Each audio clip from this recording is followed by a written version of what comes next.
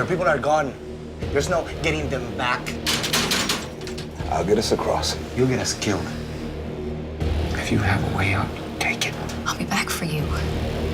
If we're gonna attack, we need everybody. What's happening, folks? And welcome back to Rantpocalypse Talks Fear the Walking Dead. I'm Justin.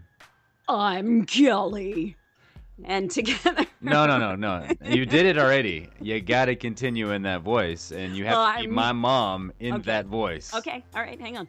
I'm Kelly. And together we're the world's greatest mother and son podcast duo. Okay, it started out like really manly, and then it turned into like this surfer dude stuff. I don't know. I was hurting myself. Oh, well, I mean, not everybody could have this deep of a voice like me. I'm super jealous about that too, and I don't know why I'm so jealous, because I would sound super weird if I had that voice. You would sound super weird, and I'm super glad that you did not have that voice, because then I would have had a horrible youth, because... Come to mama! yeah, glad you don't have that voice. But we are here to give you our top 3 moments from Fear the Walking Dead Season 2, Episode 5, entitled Captive. In this episode, Alicia works towards reuniting with her family, Travis comes across a familiar face, and Madison and Nick, they try and they do their darndest to save their family against all odds. Some odds they created for themselves. Chris, Dick. So let's get right into it with our number 3 moment, and that is Daniel's favorite pastime. You know, he's been missing it. He hasn't got to torture anybody since season 1, and he was just thinking, you know what? It's getting about that time again. I need to torture somebody. It wasn't as brutal of a torture scene as it was for Sean Hennessy's... Sean Hennessy. What if his name was Sean Hennessy? That'd be a cool name. I don't know. Have you been drinking some? No, I have not been drinking. But it was really cool getting to see his interactions with Reed. It wasn't full-on out torture. He was being very subtle yet effective with his methods of talking to Reed. So that was, to me, that was what made it so interesting, was how subtle. It wasn't just all out there in your face. It was just listen to this kid talk shit to you and then twist the crowbar and I'm sorry, you know. Yeah, he changed his tune really quickly. Yes, he when did. That happened. He was talking so much shit. He was just, his gums were just bumping the entire time, and Daniel just shut him down tremendously with that. I've known a lot of people in my day, lots of really, really bad people that invoked all sorts of fear in other people, but you didn't hear them talking shit about that. Yeah. Because that's right. If you're the ultimate badass, you don't have to tell everybody you're the ultimate badass. That's how it works, people. I will say, whenever I've tried to be a really big badass, I always tell you. And I will use the F word a lot in it. That's true. About what an effing badass I am. Think about it this way. This is the best analogy that I can come up with. Okay, you know whenever you have one of those really loud farts? No, I don't know, but I'm just saying, I'll go with it. You go with it? Uh-huh. They don't really smell that bad. But then you have those silent farts that nobody hears. Oh, the deadly Those ones. are the deadliest. Oh, that was like, you're so friggin' deep right now. I know, I went all philosophical. Oh my God. Yeah. I am blessed to have you as a child. I know you are. All right, how about our number 2 moment? And that was the hooded hostage exchange. Yeah, if we hadn't had Chris to, sort of kind of kill Reed. And, to bumblefuck some things up. Yeah, and turn him into a walker. I don't know. I guess he thought he was keeping that from happening, or at least that's what his excuse was. But anyway, so he turned into a walker, and we got to use him to have the exchange for Travis and put the hood over his head, and the hood comes off, and then he bites people. It was glorious.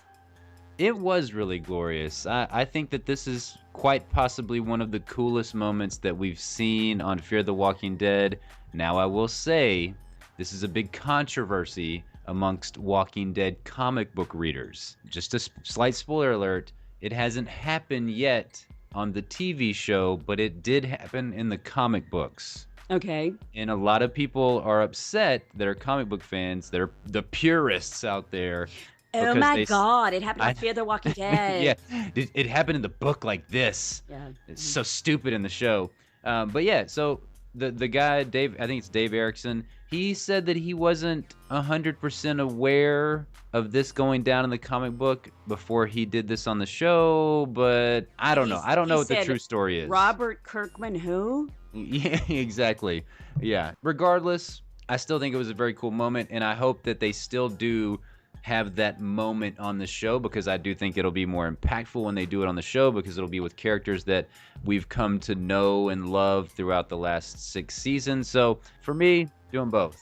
I will say too that Travis's headbutt in that zombie exchange, phenomenal. I was so proud of him. I was too. Apparently the stuntman said it was one of the best headbutts he's ever seen in his entire career of, I guess, headbutting other people or watching actors do fake headbutts. It looked very real to me, so I bought it completely. So now I did not believe the kicking that Madison was doing. Lame. Well, that's all right. We got a sweet Goldberg spear by that guy that Travis headbutted. So I mean, it was worth it. All of the fighting was worth it. They were all great moments. All right, so our number one moment was Alex's return. And Alex was pissed the heck off. Although I don't understand why she was so pissed at Travis. I would have been pissed at Old Spice. Strand. I would have been more mad at him. He was the one that cut the rope. But anyway, she was out for revenge. She was the one that told Connor all about the Abigail and all the people on it.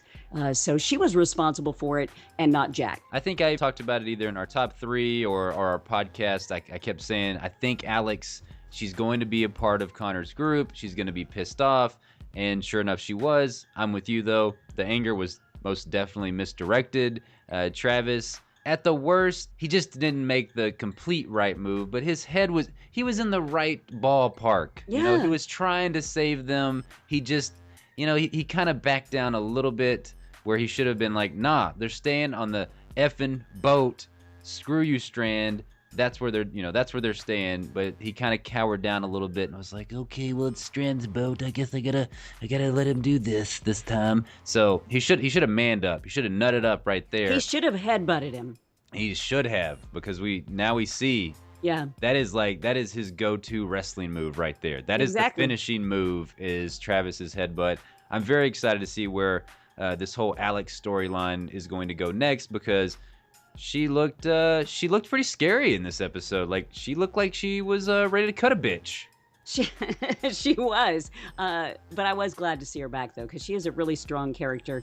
They had a Rick Grimes moment between Alex and Travis whenever, he's explaining that he had to kill Liza, and she's talking about how she had to kill Jake and what it does to you, and they had the moment of, can we come back from this? So yeah. I thought that was a nice tie-in with Rick Grimes' speech. Especially to the governor in what was that, season 4? So right before Herschel got his head chopped off. Yeah. not a super effective speech, obviously. No, it didn't quite work out for Rick Grimes. Hopefully it will work out better for Travis, and Alex will not cut his head off in future Fear the Walking Dead episodes. So we like to rate the show out of bacons if you're new here, and it's because we love bacon. It's the most glorious food on earth. If you say otherwise, you're just wrong. That's it. That's end of story.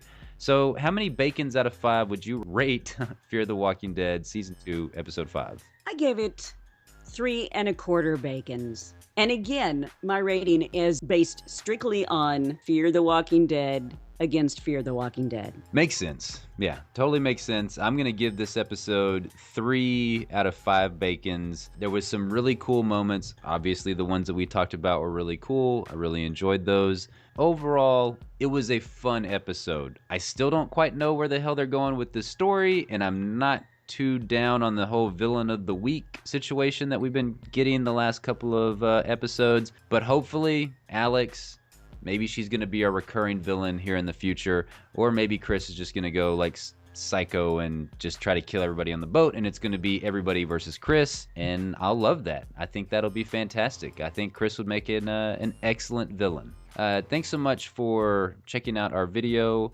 We want to know your thoughts. What were your top moments from this episode? What do you rate this episode out of Bacon's? We want to know all those thoughts in the comment box down below. So put them right there, and we will thank you for it. Bye.